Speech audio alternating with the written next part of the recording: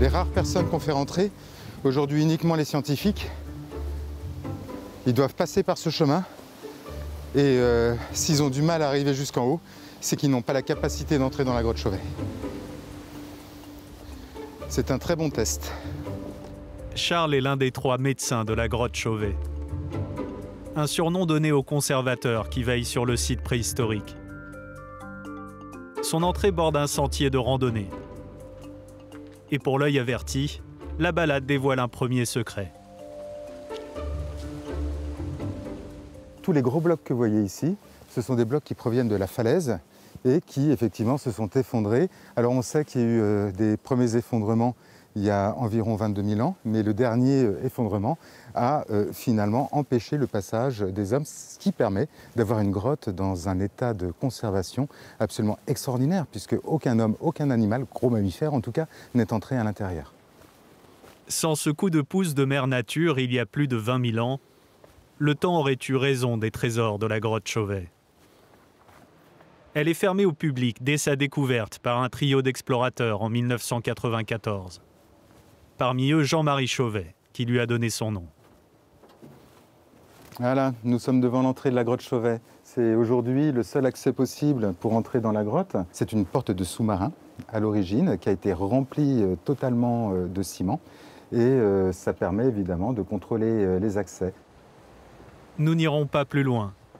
Seuls Charles et ses collègues conservateurs franchiront cette porte jusqu'à la prochaine mission scientifique, prévue au printemps 2025.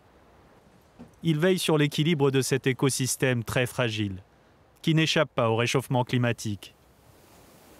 On note cette augmentation de la température et l'augmentation aussi des taux de CO2. 1 degré de plus par rapport à la découverte. Ce n'est pas lié à la fréquentation humaine. La grotte Chauvet est très peu fréquentée, uniquement par des équipes scientifiques, 1 mois par an. Un noyau dur de chercheurs chevronnés arpente les galeries ornées depuis leur découverte. Leurs images nous font découvrir cet incroyable bestiaire, vieux de 36 000 ans.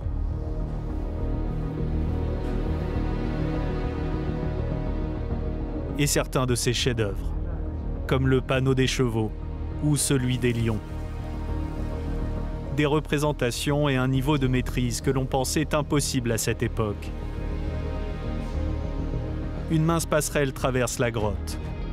Interdiction de s'en écarter au risque de dégrader sol et parois.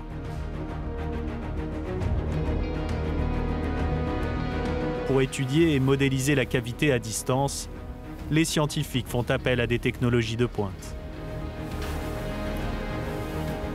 Un travail qui a donné naissance à une reproduction grandeur nature. Chauvet 2 a mobilisé des centaines d'artisans et demandé des années de travail. Là-dedans, il y a plein de matières, quoi. Il y a la matière, donc le rocher avec son argile qu'on voit ici, les endroits où c'était frotté, là où c'est blanc. Et bien ça, c'est le passage des ours, en fait. Jean-Jacques Delannoy a largement contribué à sa conception. Ce scientifique de haut vol parcourt la grotte Chauvet, la vraie, depuis 1997. Il étudie son évolution et son aménagement par Homo sapiens. Voici à quoi ressemblait son entrée il y a 36 000 ans. Jean-Jacques préside aussi le comité scientifique de la grotte de Lascaux et aide à sa conservation.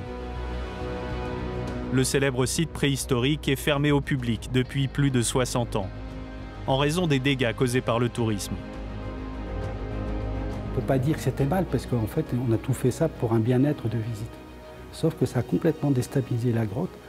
Et c'est ça qui a créé en fait ce qu'on appelle des crises sanitaires. Après, il y a eu des apparitions de champignons, de bactéries, de choses comme ça. Ensuite, la grotte Chauvet, quand elle a été découverte, il y a eu des décisions extrêmement rapides qui ont été faites. D'abord, donc, de fermer la grotte et qu'elle ne sera jamais ouverte au public. C'est pour ça qu'aussi dans la grotte Chauvet, il n'y a pas de fouilles. À 400 km de là, une partie de l'équipe scientifique de Chauvet est à pied d'œuvre. L'art pariétal de la grotte du Mas d'Asile, dans les Pyrénées, est bien plus récent. Mais le mode opératoire des chercheurs est identique. Ici, on applique les mêmes méthodes de travail que dans la grotte Chauvet. On a mis en place des protocoles d'acquisition de l'information, on va dire du sol au plafond, grâce à la 3D. Carole Fritz dirige le groupe de chercheurs de la grotte Chauvet. Elle nous sert de guide et ne tarde pas à rappeler les règles de bonne conduite. Donc là, on arrive à la galerie du masque et on va commencer par se mettre à quatre pattes parce qu'après, on va marcher à quatre pattes tout le long. Il ne faut vraiment rien toucher. Si vous tombez, vous vous laissez glisser.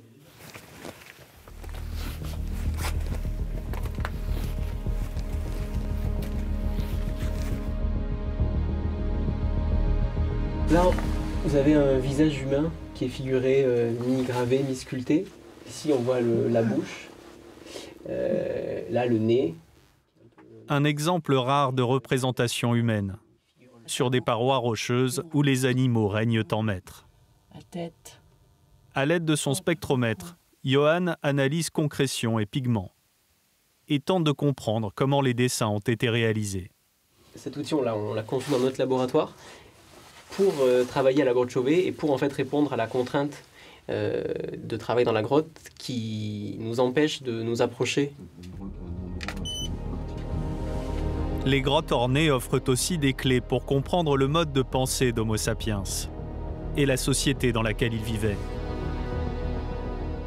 Les groupes humains de ces périodes-là ne se percevaient pas différemment des animaux parmi lesquels ils vivaient et dont ils vivaient, puisqu'ils étaient chasseurs.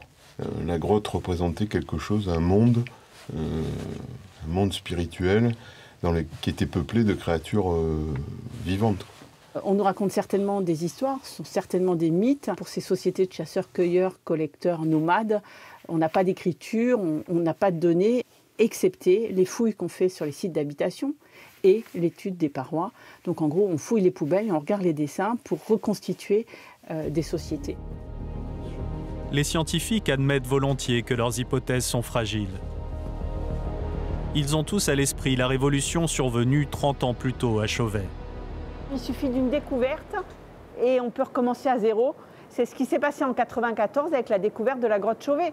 Elle a balayé les paradigmes qui nous servaient de base pour réfléchir sur ces populations, en tous les cas pour l'art paléolithique. Or Chauvet nous démontre quoi ? Nous démontre que dès le départ, il y avait une maîtrise parfaite du dessin dans l'hyperréalisme et qu'il n'y a pas de cette évolution lente et irrémédiable vers un sommet.